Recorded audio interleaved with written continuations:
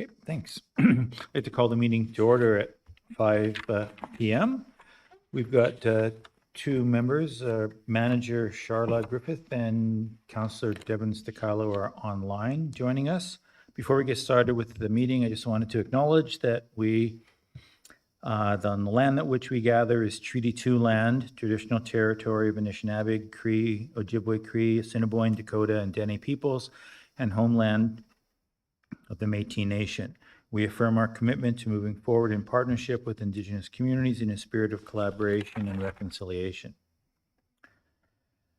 The first motion, moved by Deputy Mayor Lachlan, seconded by Councillor Ray, be resolved that the council meeting agenda be amended. We have an addition, item 9B, a letter of support from the Dauphin Art Group, and some correspondence, the AMM Mayors Reeves and CEO meeting being held on April the 9th. All those in favor of those additions, please indicate.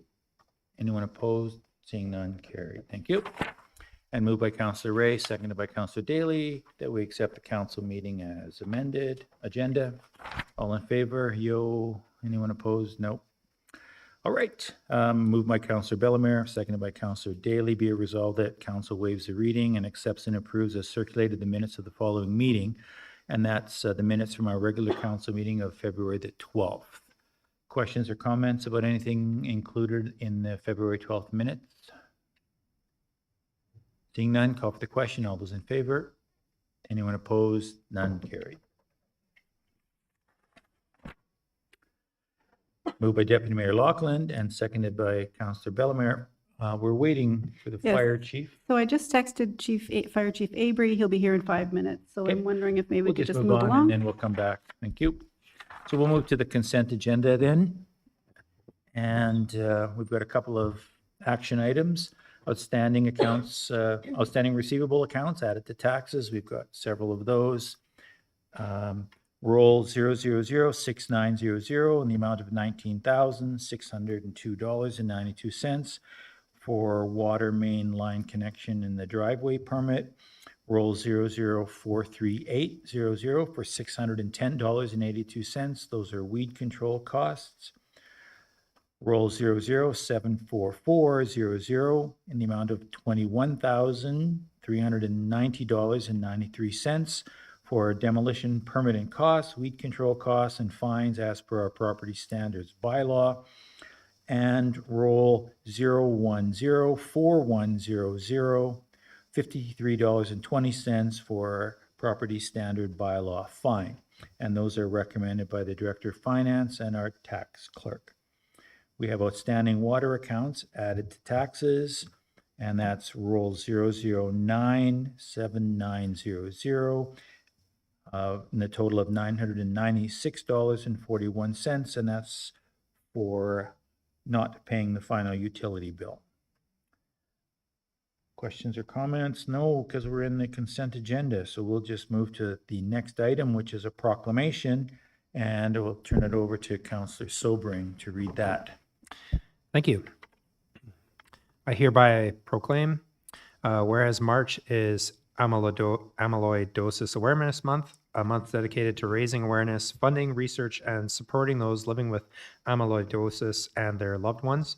And whereas amyloidosis is a group of diseases that occur when an abnormal protein known as an amyloid builds up in the tissues and organs of the body. And whereas if this disease is left untreated, it can result in organ failure and can be fatal. And where amyloidosis can mimic the signs and symptoms of more common medical conditions, and the disease can be challenging to diagnose. And whereas amyloidosis often affects people who are older or middle-aged, however, younger people have been diagnosed with this disease. And whereas some of the signs and symptoms of amyloidosis can include shortness of breath, weight loss, fatigue, swelling in the ankles and legs, numbness in the hands and feet, foamy urine, carpal tunnel syndrome, bruising around the eyes, and an enlarged tongue. And whereas an early diagnosis can lead to better outcomes for both patients and their families, and whereas raising awareness about all the amyloidosis diseases, including hereditary and non-hereditary forms of the disease, can contribute to the building of healthier communities across Canada. Therefore, we, the Council of the City of Dauphin, do hereby proclaim March 2024 as Amyloidosis Awareness Month. Thank you, Councillor Sobring. We have a couple of filing items. We have community and regional planning, a conditional subdivision approval. We have some information from Tree Canada on their municipal urban forestry survey. And from Canada Manitoba News Release, more doctors, more nurses, shorter wait times in Manitoba. And those are all recommended by the city manager and myself. And then moved by Deputy Mayor Lachlan, seconded by Councillor Ray, be resolved that items listed in red under the item 5 consent agenda be approved and form part of the agenda of these minutes. All those in favor? Anyone opposed? Done. All right. We will now move to the next item, which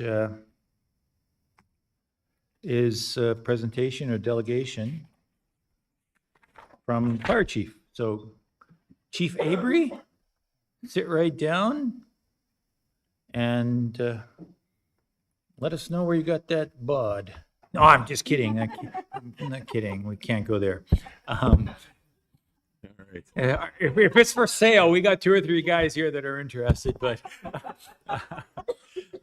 sorry for the distraction. No worries. It's all yours, Cam.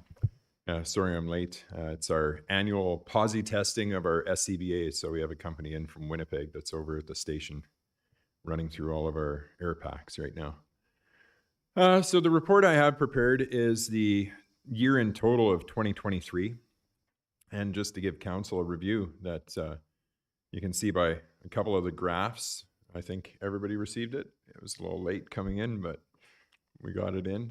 From January 1 to December 31 of 2023, we had 236 emergency response, the exact same amount as 2022, which we believe is the first time that's ever happened in the history of the department, that it's been consecutive numbers from year to year. And we give you the stats there, which we've done in the past over the past 10 years, just so that everybody's able to see where our highs and our lows are for our call volumes. The highest number of incidents continues to be a false alarm call. We had a total of 89 of our calls last year as false alarms, which makes up 38% of the total call volume.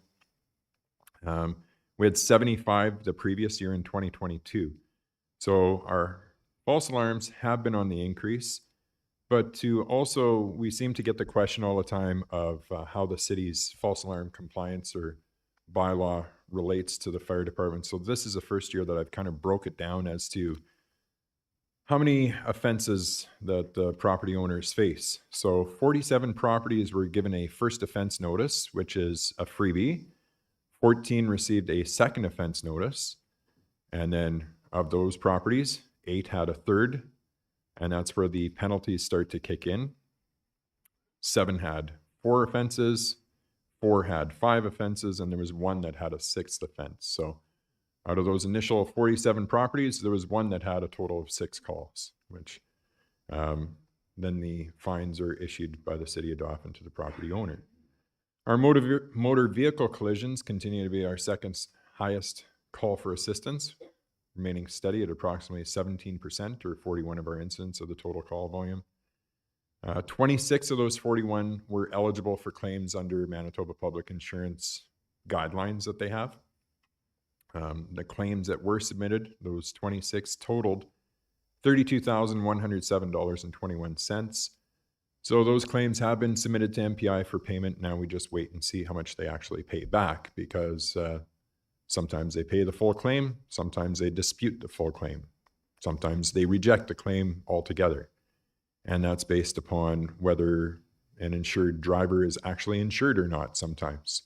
That they don't have proper insurance and the total claim gets denied, or a vehicle owner decides that they're not going to make a claim and they decide they want to just pay out of pocket. So in that case, when there's no claim filed, we don't get paid either. In the past, for the number of years, our categories that we had of structure fires, kitchen fires, motor vehicle calls, CO alarms, we always had the other category, and the other category covers the off-road rescue category or downed electrical lines. It was kind of a catch-all of everything. And that also included our EMS lift assists when we're requested by paramedics to come and assist them with a larger patient. And I thought I'd separate it out this year because our city manager, Charla, had emailed prior to the AMM conference and said, "Is this an issue in Dauphin?" And at that time I said, "No, it's not." And then all of a sudden, our calls exploded for lift assists following that email. And we ended up with a total of 16 for 2023. And of those 16, it totaled 251 personnel hours, or an average of 15 and a half people responding to the station every time we were paged out. Now, the issue is that when EMS requests assistance, they ask for 4 members to show up, but they're paging out every single member of the department. And we don't know unless we want to put an on-call crew and pay a standby fee for 4 people all the time to respond if there's a call. So on the average, 15 and a half people responded to those 16 calls. Going back to the email that I had sent Charlotte earlier, for a 3-year period of 2020, 21, 22, there was a total of 13 over those 3 years. That equaled 219 hours, which at that time we had an average of 17 people responding for all the calls. See, I didn't break it down by year of 20, 21, or 22, but to see that we had 16 last year where the 3-year prior to that was a total of 13 kind of substantiates the 2 resolutions that were brought forward to the AMM conference of the fact that it's getting to be more and more calls across the province. Our brothers and sisters in emergency services that are paramedics are very short-staffed as well. And they do need that assistance, and it is a service to our ratepayers. So there is something that the Manitoba Association of Fire Chiefs is working alongside of the Office of the Fire Commissioner with to try and talk to Shared Health about setting up something similar to what Manitoba Public Insurance does, where they pay for our response. Is it possible to have a billing service for this as well every time a fire department is called out for a lift assist? So I know that the MAFC is progressing towards that at this point because I happen to know who the president is. And he's still sitting in that seat until June. So we're hoping that we can get some action on that. Page 3 of the memo just shows a breakdown on the pie chart of our different calls and the percentages of each one of those calls that we've had over the past year. Page 4, we continue with the hours that our firefighters put in. So in 2023, we had 4,398 hours that were dedicated to those 236 incidents, as compared to the previous year of 4,993 hours. So about 600 hours difference. We did have fewer members in 2023 than we did in 2022, which would account for a lot of those. And the other thing that we could go back and take a look at is that maybe the call volume or the call duration of some of those calls was less in hours as well, which would have made the difference. The total number of hours spent in the RM was 792 hours, which is up from the previous year of 658 and a half hours. So our calls into the RM, very similar in the amount of calls that we had, but the longer duration calls. 30 hours were spent assisting neighboring departments through mutual aid, and that was all dedicated to actually one call where we responded mutual aid in 2023. And it was, I believe, 15 members on a 2-hour call is how that 30 came out. For training on our regular Wednesday nights, we had members dedicate 2,286 hours of their time to the weekly training sessions, which again was down from the previous year, but again, so were our numbers of firefighters on the department. When it comes to training, we continue providing the level 1 and level 2 firefighting classes each Thursday evening for members across the mutual aid district. And again, several members of Dauphin taking part and participating with Gilbert Plains, Oka River, and St. Rose fire departments. In 2023, we hosted here in Dauphin through the Manitoba Emergency Services College an ICS 200 course, a vehicle extrication seminar, pumps basic seminar, emergency vehicle driving skills seminar, and a pumps advanced seminar.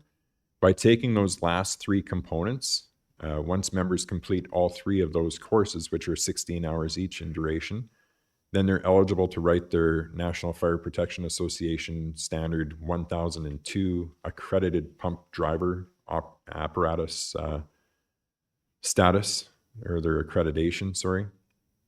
And we're one of the few departments in rural Manitoba that actually pursues that level of training with the 1002, we refer to it as. We also hosted a advanced fire dynamics program, an occupational hygiene program that was provided by 2 members of Winnipeg Fire Paramedic Services. And we hosted 40 members each day over a 2-day period with that. So we had firefighters from across Manitoba come out and attend that.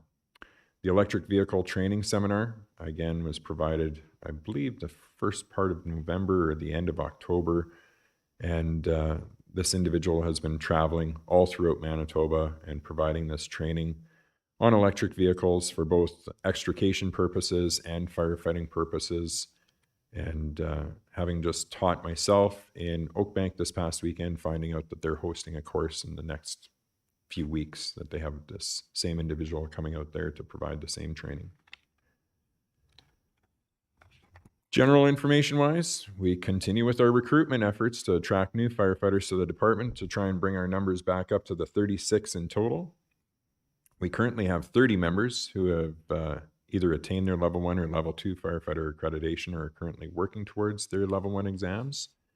And I'm happy to report that we've also resurrected our cadet program with the high school. So we currently have 2 cadets that are between the ages of 16 and 17 that have been coming out to our training.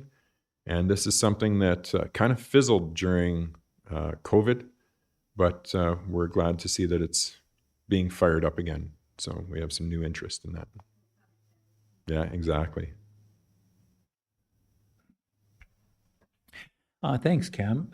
Members of council have any questions or comments for the fire chief? Yeah.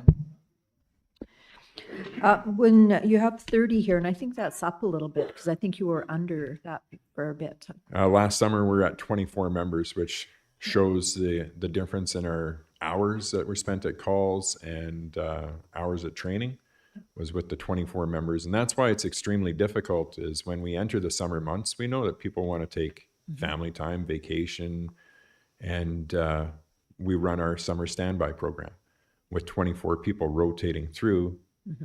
We have some individuals that sign up for every single weekend voluntarily, and that's great. And we really appreciate their efforts, but it does make it difficult. And we know that people need breaks as well. Having the 36 allows us to schedule 12 people per weekend on a 3-week rotational basis. And that's where the number had originated from, of trying to maintain 36 members on the department. So going up to 30, because I know you've done a lot of creative things to try and recruit. So do you attribute that to some of the stuff that you've been doing, or is that just simply because you're out of the summer rotation schedule? Actually, it's going back to the original recruiting method of, hey, why don't you join the fire department? Of all the ones that have recently joined up, it has been word of mouth. When I ask them about the recruitment video, what recruitment video? When I ask them about the banner that we had all over Dauphin at different locations, what banner are you talking about? So our association side, which is our firefighters and their fundraising efforts, they have some events scheduled for fundraising for muscular dystrophy on the first couple of Saturdays here in March. March is also MD month, and we plan to do some recruiting at those public events as well. So it's basically just some boot drives that we're trying to do. And some of the stats, and sorry I didn't bring those, but they were read back to me today that Dauphin Fire Department has been involved with muscular dystrophy since the late 70s, I believe 1976.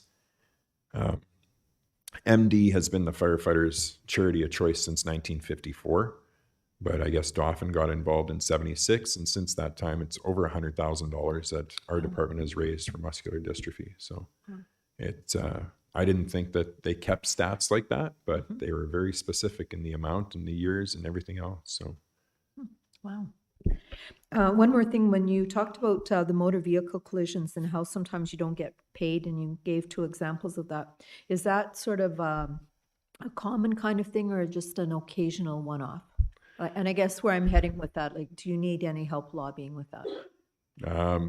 Well, I sat on the lobbying group for 12 years in lobbying with AMM and MPI, and I'd say that we have a fairly good arrangement with them because they do increase the rates effective March 1st every year by the Consumer's Price Index, plus 1% or something like that. I can't remember what the email was exactly. But it is an insurance company. So when people don't have insurance or they're not a licensed driver, MPI will deny the claim. Because there's no insurance being paid out, they're not going to pay the responding agency either because there's no open claim on it. So in the 12 years that I sat on there, you can lobby all you want, but until somebody opens an insurance claim, you don't get paid. So that's where a lot of the denials come in. The adjustments in price, they like to question, you state that you were on scene for 2 hours. Well, why did you need 3 fire trucks on scene for 2 hours? So then we have to go back and explain it, and then we'll come to an agreement, and it'll be less than what we initially proposed, but more than what they first offered. So there's some back and forth. It's not as simple as just submitting an invoice and that's the end of it. So Thank you. you're welcome. Deputy Mayor. Almost 800 hours spent in the RM. Just out of curiosity, what is it a mixed bag of items? Is it mostly traffic related? Just curious as to what that is. The majority would be outdoor fires or structure fires. And by outdoor fires, we also classify the equipment fires, farm agricultural equipment, any kind of rescues that may happen in the RM as well. Or, if it's an off-road quadding accident and it happens, if it's because of MPI's parameters, if it happens on a highway or provincial road, or it's on a road where the driver or the insured is not a taxpayer of, then you're eligible to submit an MPI claim. But now if we have somebody that lives, if they live within the city of Dauphin and they have a fire in their driveway, their vehicle catches fire, we cannot submit to MPI because they pay taxes to the city of Dauphin. So it's the same thing with the RM. So if there's a vehicle fire in a yard in the RM, then that's billed as an RM call, or it's tracked as an RM call. If it happened on Highway 20 or Highway 5 or Highway 10, then we could submit a claim to MPI. But yeah, the majority of them have been either equipment fires in a field or field fires or outdoor fires that have happened. Anyone else with a question or comment for Fire Chief? I'd just like to say again, I think we have probably one of the best rural fire departments anywhere, and a lot of that relates to leadership. So keep leading, and it's a little bit encouraging to see your numbers coming back a little bit, and that whole notion of tapping someone on the shoulder and say, "What about? How about?" So again, I think to speak on behalf of all of council, we truly appreciate everything that your members do, and in particular last year with the tragedies that occurred, and I understand how much you're also involved in caring for your members because of PTSD or related kinds of things to the work that they do. So I don't know. I know there's an event on Wednesday night, but please continue to tell your boys and girls down there that the city truly supports what you're doing, and keep doing it. So Absolutely. Thank you very much. you're welcome. Thanks for coming, Cam, and get back to do your SIBA or stuff. Thanks again. So moved by Deputy Mayor Loughlin, seconded by Councillor Bellemare, that we accept the information presented by Chief Abry. All in favor? Opposed? Seeing none, carried. Thank you. You get a new wardrobe or not yet? Yes, I have. Attaboy. It's pretty decent.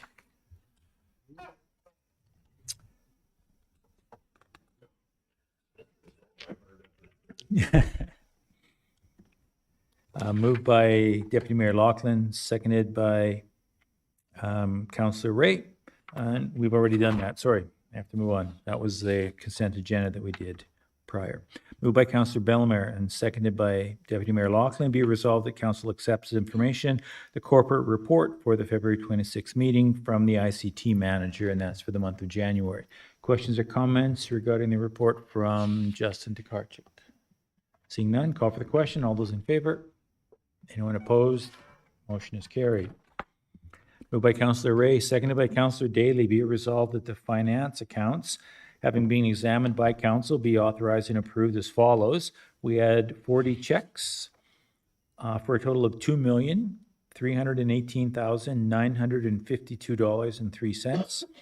We had no voided checks in the range, no voided checks in the past range, and no electronic payments to report on. So I'd like to call for the question. All those in favor? Anyone opposed? Carried. Moved by Deputy Mayor Loughlin, seconded by Councillor Daly. Be it resolved that council accepts as information the minutes of the following committees. We had a Communities in Bloom regular meeting report from November the 23rd, and Dauphin Rec Services, their regular board meeting in January 31st of this year. Questions or comments regarding these reports? Councillor Bellemare. For Dauphin Rec Services, the facilities manager was identified as Jason. What's his last name? Oh, I didn't mean this to be difficult. Okay, I just was wondering who it was. So when you think of it, let me know. Okay, thank you.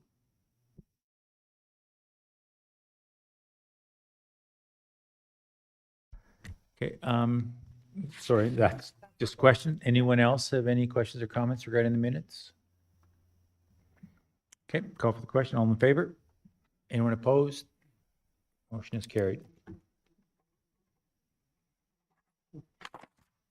Moved by Councillor Daly, seconded by Councillor Bellemare. Whereas each year council receives and reviews the citizen appointments for external committees and boards, be resolved that council appoints Jason Scott as a citizen representative to the Dauphin Regional Airport Authority for a one-year term expiring in December 31st, 2024.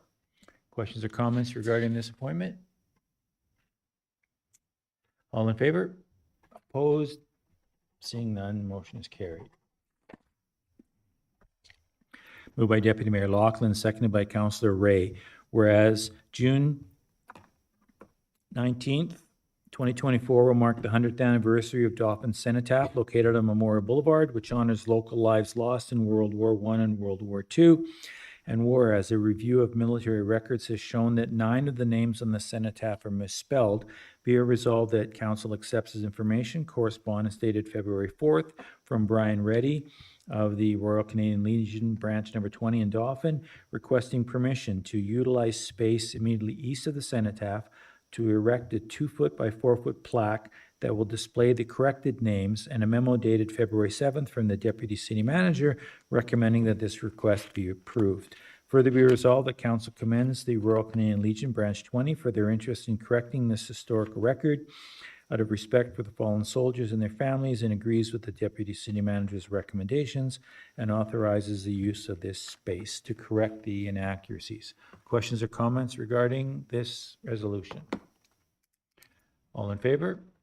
Opposed? Seeing none, motion is carried. See you later, kid. Moved by Councillor Bellemare, seconded by Councillor Loughlin, Deputy Mayor Loughlin, excuse me. Whereas Via Rail's long-distance remote and regional rail fleet currently provides coast-to-coast transportation services from BC to Nova Scotia, as well as from Winnipeg to Hudson Bay and throughout northern Quebec and Ontario, providing a vital link for remote and Indigenous communities and contributing to Canada's regional economies, be resolved that council accepts as information correspondence dated February 12th from Andy Rickard, Senior Advisor, Via Rail Government and Indigenous Relations, noting that Via's fleet dates back to the 50s and 60s and has become obsolete, and requesting a letter to Canada's Finance Minister in support of modernizing Via Rail's fleet to provide passengers with more reliable, sustainable, and accessible travel service. Further be resolved that council appreciates the value of Via Rail in providing critical transportation for Canada's economy and the vitality of its remote regions, and authorizes a letter to Canada's finance minister in support of this program. Questions or comments regarding this? All in favor? Anyone opposed? Seeing none, motion is carried. Moved by Councillor Ray, seconded by Councillor Sobering, whereas the province of Manitoba is providing funding to the city of Dauphin to create a 104-space childcare centre, which will be located on Dauphin Rec Services property on the corner of 3rd Street Southeast and 6th Avenue Southeast, and will be operated by Parkland Campus Kids. Be it resolved that Council accepts as information correspondence dated February 23rd from Katie Durston, the Assistant Director of Parkland Campus Kids, requesting a letter supporting their application for a co-op community spaces grant to develop an enriched outdoor natural play space for the new child care centre. Further be resolved that Council recognizes the value of an outdoor play space and providing the social and other benefits for children in our community, and authorizes a letter supporting Parkland Campus Kids in their application for the Co-op Community Spaces Grant to make this center space project possible. Questions or comments regarding this resolution? All in favor? Opposed? Motion is carried. Moved by Councillor Daly, seconded by Councillor Sobering, whereas the Dauphin Art Group has a long history of creating artistic works in the Dauphin Art Group studio at the Watson Arts Centre, hosting art shows and workshops attended by artists from around the province, and enhancing the culture and beauty of Dauphin and surrounding areas through collaborative art projects. Be it resolved that Council accepts as information correspondence dated February 25th from Susan McKenzie, the interim grant chair of the Dauphin Art Group, requesting a letter supporting their application for a community foundation grant to fund a stair lift and automatic handicap door opener for the north stairwell entrance to the Dauphin Art Group studio at the Art Centre, which will improve accessibility. Further be it resolved that Council appreciates the Dauphin Art Group for enhancing our Dauphin art and cultural landscape, and authorizes a letter supporting their application for this grant to upgrade the access to their studio. Questions or comments regarding this resolution? All in favor? Anyone opposed? Motion is carried. Moved by Deputy Mayor Loughlin, seconded by Councillor Sobering. Be it resolved that Council accepts as information the following invitations to the Dauphin Firefighters Appreciation Dinner, which is on February the 28th. The Association of Manitoba Municipalities, Mayors, Reeves, and CAOs meeting, which is on April the 9th. The Association of Manitoba Municipalities 2024 Spring Convention, April 10th, 11th in Brandon. And the Federation of Canadian Municipalities, their 2024 Conference and Trade Show, which is happening in June in Calgary. Further be resolved that all expenses related to council and senior management attending these events be borne by the city. Questions or comments regarding these invitations? All in favor then? Anyone opposed? Motion is carried. Moved by Councillor Ray and seconded by Councillor Sobering that we accept as information the councillor reports for evening. We'll call for that after we hear the reports. How about we start on my far right-hand side, and we call on Councillor Daly to start us off. Thank you, Mr. Mayor. I attended our last regular council meeting on the 12th of February. On the 19th of February, I attended the Louis Riel celebration with the mayor at 11th Avenue Hall. On the 21st of February, I attended the Protective Services meeting here in Chambers. And on the 23rd of February, I had a meeting with MLA Ron Costician and Manitoba Housing Regional Manager Samantha Murray on the progression of the Housing Foundation at Parkview Lodge, which, by the way, is going very well and is well received, not just locally moving forward, but 444 Kennedy Avenue in Winnipeg is going to model what's being done here. And I believe, don't quote me on this, but Princess Tower in Brandon, they're looking at doing a similar project there. So what's happening here in Dauphin is being noticed around the province by others, and they're trying to, and they want to capture our model. That's my report. Thanks. Thank you, Councillor Daly. Councillor Ray. Thank you, Mayor Bosiak. February 12th, I attended our last regular council meeting. On the 13th, I attended a level 1 Vitra training held at MVSD board office. On the 14th, I attended a meeting between DART and DNRC at the Friendship Center. On the 15th, I completed the 2-day Vitra training at the board office. And February 22nd, I attended the our Community Safety Wellbeing Teams meeting with CCFSC. And on the 24th, I took part in the coldest night of the year fundraiser at the Dauphin Friendship Center. And it was actually a really nice night for walking. I dressed way too warm, but it was a great event. Councillor Bellemare. Thank you. On February 14th, I attended a cemetery HR meeting and also the Dauphin and Area Welcoming Committee online. And on the 20th, I went to Elkhorn Resort. There was an event there on climate and the various programs available to assist us in getting dollars to help to make our area more climate safe. And it was hosted by Eco West and Manitoba Government People. And there were about 35 municipal reps from the area. So it was quite interesting. I came back and shared a lot of that information with our city manager, and she's always on top of things, and she was familiar with a lot of what I was bringing back. So that was really quite cool. 21st, I attended a protective services meeting and another cemetery HR meeting on the 22nd. I went to the Dauphin Friendship Center Interagency Luncheon on Friday, and I think that's always great because it's a good opportunity for people to talk about what it is that they're doing. And so it's, it just encourages good communication between people. And I too walked with on coldest night of the year, as Ted mentioned, and I want to give kudos to everyone who participated in that fundraiser, because the goal is to provide hot lunches for kids, for school kids, and they were saying they have 895 kids. It's almost half of the school kids in Dauphin who are registered for that program. And so far they've raised close to 31,000, so 4,000 left to go. So if anyone who hasn't donated, we're still taking donations till the end of March.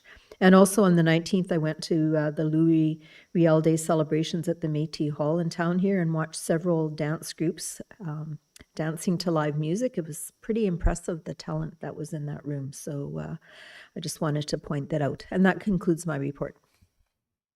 Thank you, Councillor Bellemare. Councillor Stikilo. Thank you, Mayor. For myself, I was absent on the February 12th council meeting, so I attended the January 22nd council meeting. And then on February 15th, there was a Dauphin Airport board meeting, and I was in attendance for that. And that's about it for me. I've been a little tied up with a few other things and out of town quite a bit. So that will do it for my report. Thank you. Thank you. Deputy Mayor Laughlin. Thank you, Mr. Mayor. Short for me as well, on all these meetings at City Hall. On the 12th of February, the regular council meeting. The 15th, I too was at the airport board meeting. And then on the 22nd, last Thursday, Communities in Bloom meeting here at City Hall. Just wanted to quickly give a shout out to the Dauphin Kings. They clinched a playoff spot over the weekend, so there'll be playoff hockey at Credit Union Place come the middle of March. And that ends my report. Councillor Sobering. Thank you, Mr. Mayor. I too attended the February 12th regular council meeting. On Louis Riel Day, I participated in the Manitoba Snowshoe Run put on by Race RMNP and Rotary Club. And just want to give a shout out to Race Director Brian Byers for putting on an awesome event down in Wasagaming. And all the funds raised go to community events here in Dauphin. I attended an economic development meeting today, actually on the 26th. And so, yep, not a lot of meetings. I did some work regarding the software, digital transformation or transition over at the cemetery. And that ends my report. Thank you. Just to wrap things up, I attended a couple of the meetings that councillors were indicating in their reports. I just wanted to also suggest or remind everyone that this coming weekend there's provincial hockey U11 in Dauphin. So we're hosting a tournament this weekend, and just want to let everybody know on Saturday night, I was too busy to go to the coldest night of the year because I was at Northgate with a full moon snowshoe walk and rode my fat bike up by myself in the dark. Yeah, so kind of cool. And I'm going to take Sean out next time because he'd like to ride a fat bike in the dark too. March 24th, I think, is the next full moon. There won't be any good snow by then. But that, anyhow, but that wraps up anything that I was going to say. So again, moved by Councillor Ray, seconded by Sobering, that we accept all the council reports. All in favor? Anyone opposed? Seeing none, that motion is carried. And moved by Deputy Mayor Loughlin, seconded by Councillor Sobering, that we, council meeting is recessed at